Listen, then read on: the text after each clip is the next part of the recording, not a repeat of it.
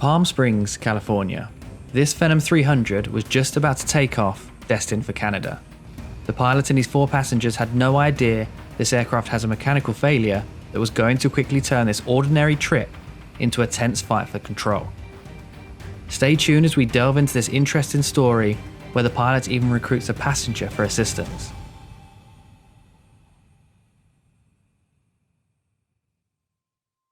On the 23rd of November 2014, this Embraer Phenom 300 was scheduled for a cross-country flight departing from Palm Springs International Airport in California to Calgary Springbank Airport in Alberta, Canada.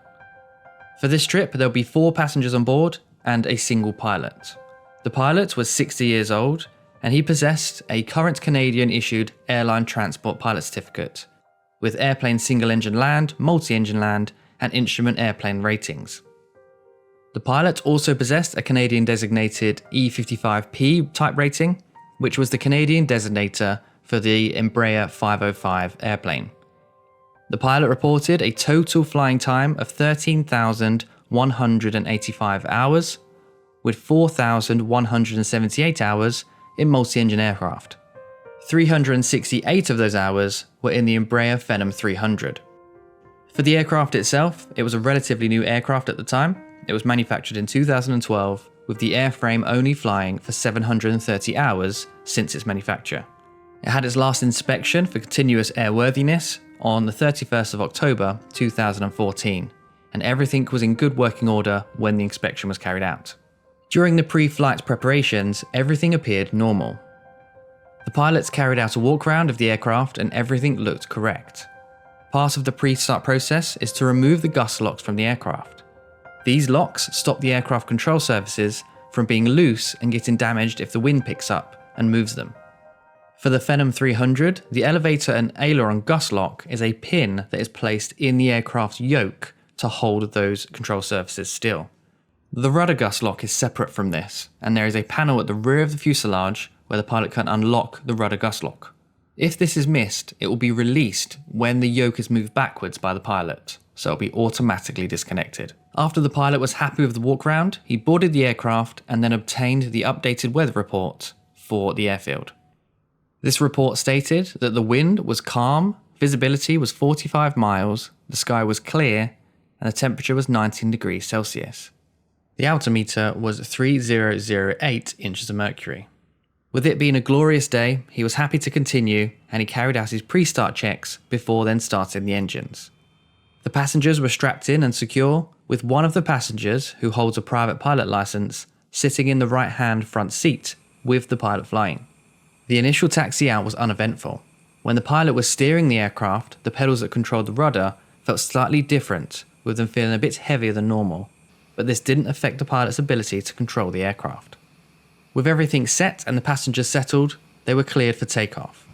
As the aircraft accelerated down the runway and took off, the pilot noticed an unexpected and severe yaw to the right.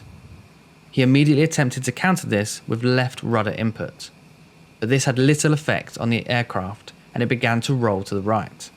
The pilot managed to counteract these tendencies by applying left aileron. This steadied the aircraft in an unusual left bank, which allowed the aircraft to continue to climb and remain flying straight.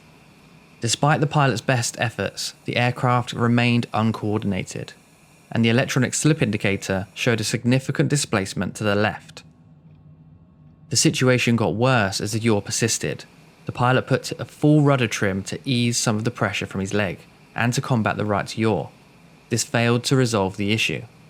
The aircraft was side-slipping through the air, creating a lot of drag, but still in a controllable position.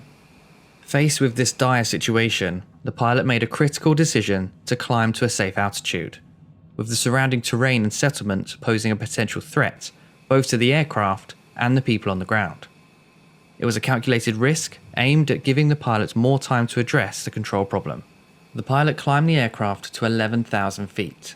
At this point, he requested the assistance from the passenger occupying the right-hand front pilot seat. He told him to put his feet on the pedals and apply maximum left pressure to the left pedal. This allowed him to gain some respite for his fatigued leg and also give him more capacity to deal with the control issue that they were facing. The pilot now attempted to resolve the issue.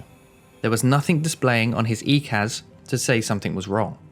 He rechecked the rudder trim and determined that it must be an issue with the rudder that cannot be resolved in the air. He now received a fuel imbalance warning. Quickly scanning the fuel indicators, it was clear there wasn't a fuel leak, and that this warning was due to the uncoordinated flight, which caused the fuel to be drawn more from the left fuel tank as the aircraft was in a constant bank. At this time, the pilot now got in contact with air traffic control and advised them of their situation and that he needed to return to the departure airport. Air traffic control then cleared the pilots for a visual approach to runway 31 left. The pilot then began his descent and positioned the aircraft for a visual approach on runway 31 left. As they reached their final approach, the pilot took back control of the rudder from the passenger. He now faced a further problem: the wind. It was light, but it was blowing left to right. This meant that the wind only exacerbated the issue of the rudder, yawing the aircraft to the right. To stop the aircraft drifting off course, he then rolled to the left to keep the aircraft on the runway centerline. As the aircraft approached the runway, the pilot released some of the roll and landed the aircraft on the centerline. However, the aircraft continued to drift rightward. Despite the pilot's efforts to correct the drift using rudder, the aircraft veered off-center. The rudder was having no effect, so the pilot used the ailerons again and the use of right engine to create an asymmetric force, pushing the aircraft to the left. This brought the aircraft left, but in doing so the right wing lifted and the left wing tip struck the runway. Luckily, this only resulted in minor damage to the left wingtip. The pilot got the aircraft under control and down to a safe taxi speed.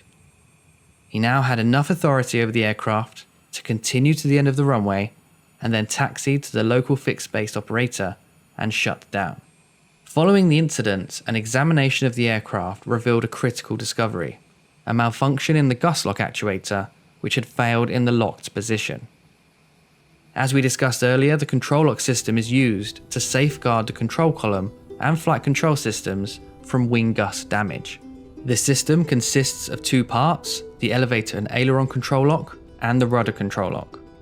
The rudder gust lock mechanism comprises of an actuator, a command spring, a bell crank, and a control box. Under the supervision of an aviation safety inspector, the gust lock actuator was carefully removed from the aircraft and taken in possession by the National Transportation Safety Board. During the investigation, they conducted a comprehensive examination of the internal components. X-ray computed tomography scanning was employed, revealing various findings.